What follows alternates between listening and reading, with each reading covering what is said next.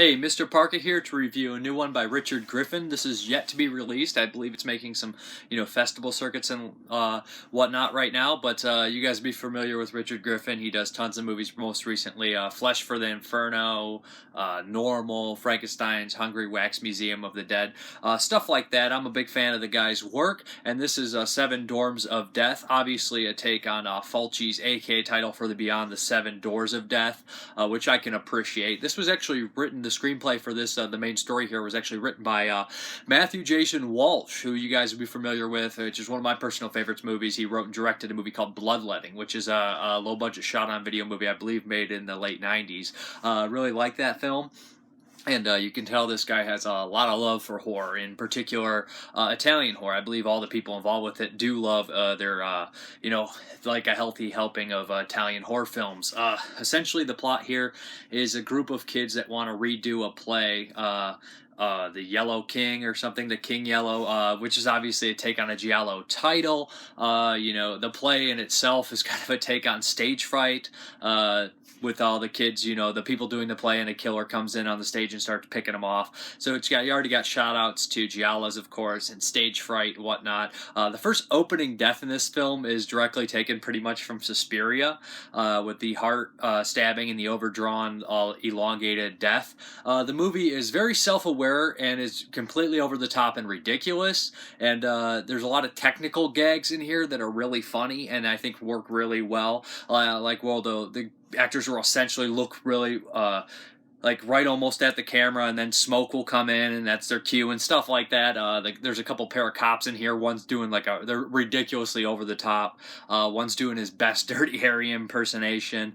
It's filled with Richard Griffin regulars, which I enjoy seeing. As far as the acting is concerned, it is completely, like I said, done over the top. So it's so self-aware and like high school caliber acting, and they're doing it on purpose. I'm not sure how I feel about that, because I know that the actors are really talented for the most part, and that I've seen in the films. So it's kind of funny, I think that's kind of a slippery slope to go after. Kind of how far do you go when you do purposely bad acting?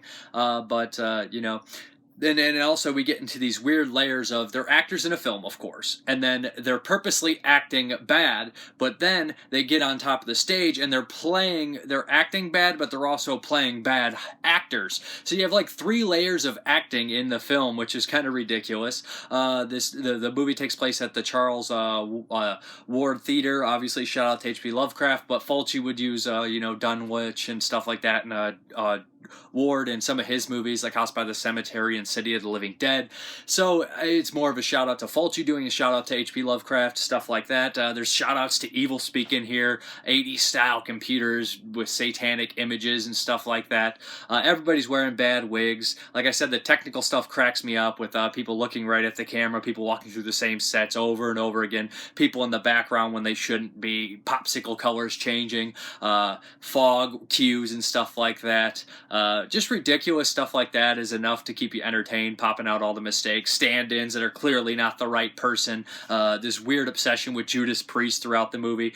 But as a whole, I love the ending, obviously beyond inspired. Like I said, the identity of the killer gag is well done as well. Well, hilarious, I should say. It's not well done. It's purposely not well done. But this also is all held together by a horror host. And this is supposed to be kind of like a lost horror film, crummy lost horror film. And the only known, remnants of it is like that broadcasted on one of those up all night, Saturday night type deal, horror host deals. There's some fake trailers in here as well. The movie is an hour and 30 minutes with the fake trailers and with the wraparound stuff. Michael Thurber is the wraparound host. But all in all, the camera work's actually well done for the movie. I think some of the technical gags I like better than the acting gags. And some of the special effects are purposely done like crap, like somebody's head turns into a mannequin, which I think is kind of funny at points. I love the lighting in his films always. I like the camera work, like I said. Love the shout-outs to Italian cinema. Like there's plenty of it, and other cinema as well. I can just go through. There's Suspiria in here, City of the Living Dead, The Beyond, Stage Fright, Evil Speak, Friday the 13th. So, and a lot of times these do get, in a lot of films you can be like, oh, this again. But for some reason in this one, I kind of enjoyed it. I like it. Sometimes that's kind of has to be is like hard to do as well, to capture, you know, inspirations for other films. Like I said, overacting done on purpose. I'm not sure how I feel about that necessarily, but the two cops at the end have a great ending, really funny stuff. There'll be information below.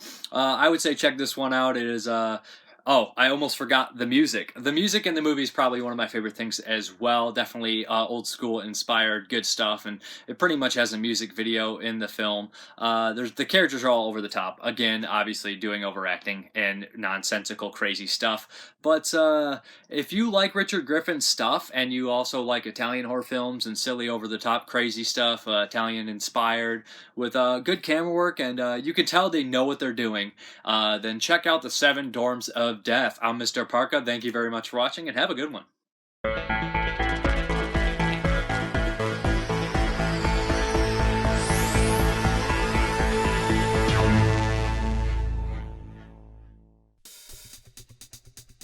Okay, now without lying, which one of you killed this guy?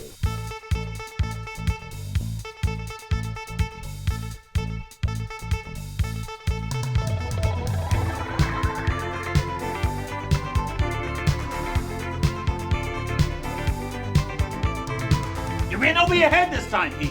I'm not one of your baby odd cell reporters. I'm a strong, independent woman, just like Bonnie Franklin. This place has a death curse. Are you feeling lonely, cold and afraid? Look into your heart for possession. Damn, these paintings are tight. I'll tell you a secret. The best way to be saved. The Dark Lord is here for your obsession. I wanna tell you about that underlord, leader of the city of the damned. You see?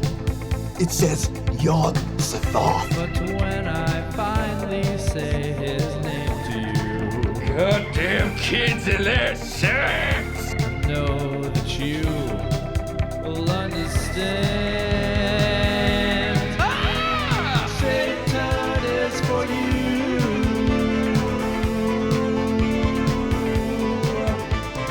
Satan is for you.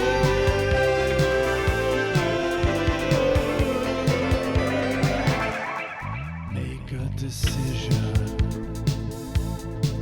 It's your life for the cause. I know you'll see it my way soon. The director has spoken! Only one way to escape death's jaws. Submit yourself to the bringer of doom. I was born ready, sir. I wanna tell you about my underlord, leader of the kingdom of the damned. Fuck you, skeleton! And if you call him Lord and Savior, then you'll avoid fate's mighty hand. Satan is for you.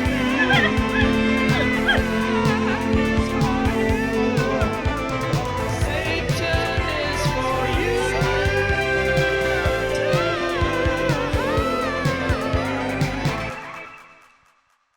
We'll be right back after we smoke some LSD in the bathroom. Satan.